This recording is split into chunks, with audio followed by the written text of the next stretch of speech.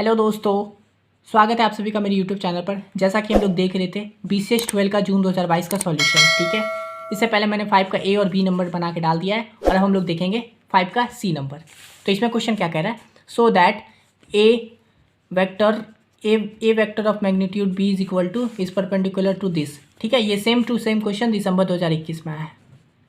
आप लोग बस देखते जाइए। मैंने अभी जून 2022 का अगर सारा वीडियो मेरा प्लेलिस्ट फॉलो करते आ रहे तो मैंने आपको कितना क्वेश्चन बता दिया जो सेम 2021 में और जून 2021 में आया ही आया है, मतलब उसी से उठा के दे दिया है जून 2022 में, मतलब कुछ भी चेंजेस नहीं है। अगर आप जून 2022 को अच्छे से कर लेंगे तो आप समझिए कि आप 70% दिसंबर का कर लिए, 70% जून का कर लिए। इस तरह का क्वेश्चन सेट रहता है, ठीक है। तो आप इजी से अगर कर लोगे 3-4 साल का तो सोच लीजिए आपके लिए कितना बेहतर रहेगा, आप कितना अच्छा मार्क्स ला सकते हो। तो ठीक है, ये सेम क्वेश्चन मैंने कुछ ही दिन पहले वीडियो बना के डाला है, आप देख सकते हो, पर मैं यहाँ पे फिर से बता दे रहा हूँ, ठीक है।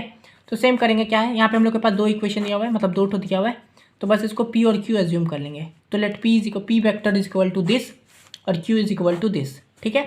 तो बस वही लिख दिए हैं। अब क्या करेंगे हम लोग क्या निकालने वाले, परपेंडिकुलर निकालना, ठीक है। तो assuming angle between P vector and Q vector भी थीटा, ठीक है। तो हम लोग अज्यूम कर लिए हैं कि P वेक्टर और Q वेक्टर थीटा है, मतलब इसका एंगल बिटवीन थीटा है। तो बस हम लोग सिंपल क्या करेंगे, अब इसको इंटू कर देंगे P वेक्टर Q वेक्टर। तो बस P का वैल्यू लिख दिए और Q का वैल्यू लिख दिए। अब सिंपली क्या करेंगे हम लोग, जैसे हम लोग सेम करते हैं, इसको इस पूरा के साथ करेंगे इंटू पहले, फिर इसको ये जो है इसको पूरा इसके साथ इंटू करेंगे, है ना। तो सिंपली इसको लिखें vector of a, magnitude vector of a into b को इस पूरा के साथ किए, ठीक है।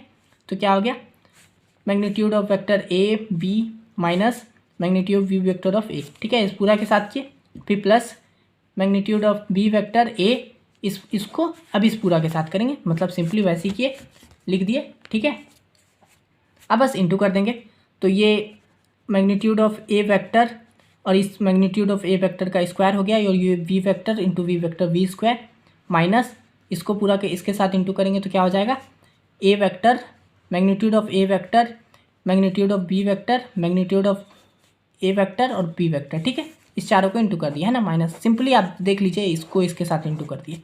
अब फिर इसको इसके साथ इंटू करेंगे तो क्या आ जाएगा, बी वेक्टर ए वेक्टर, है ना, A vector B vector A vector और बी वेक्टर, ठीक है। Magnitude of A vector magnitude of B vector magnitude of A vector into B vector, बस माइनस का माइनस हो जाएगा। फिर इसको इसके साथ पूरा के साथ इंटू कर देंगे।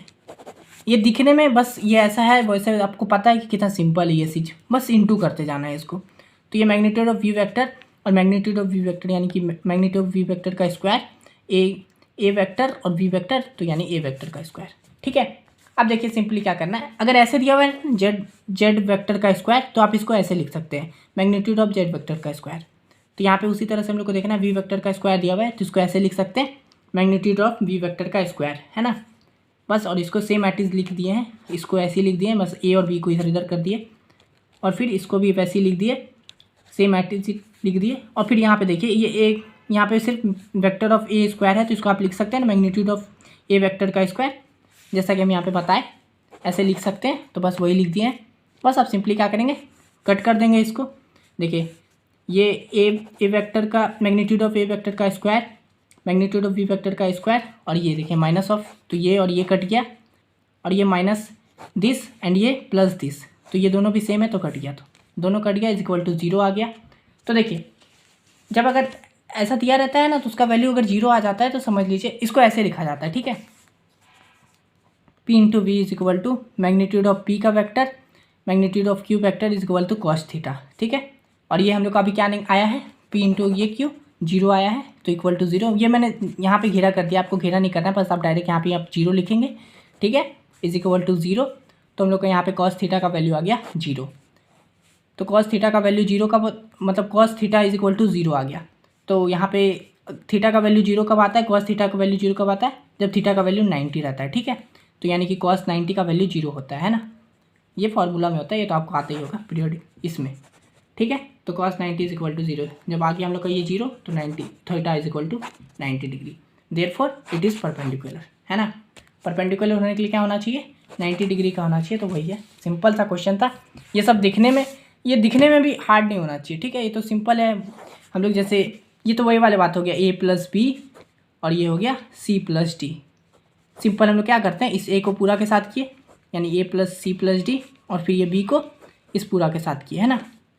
वही चीज़ यहाँ पे हम लोग कर रहे हैं बस, और कुछ नहीं है, कुछ भी नहीं, बस हो गया। सिंपल सा था क्वेश्चन, इजी क्वेश्चन है ये वाला।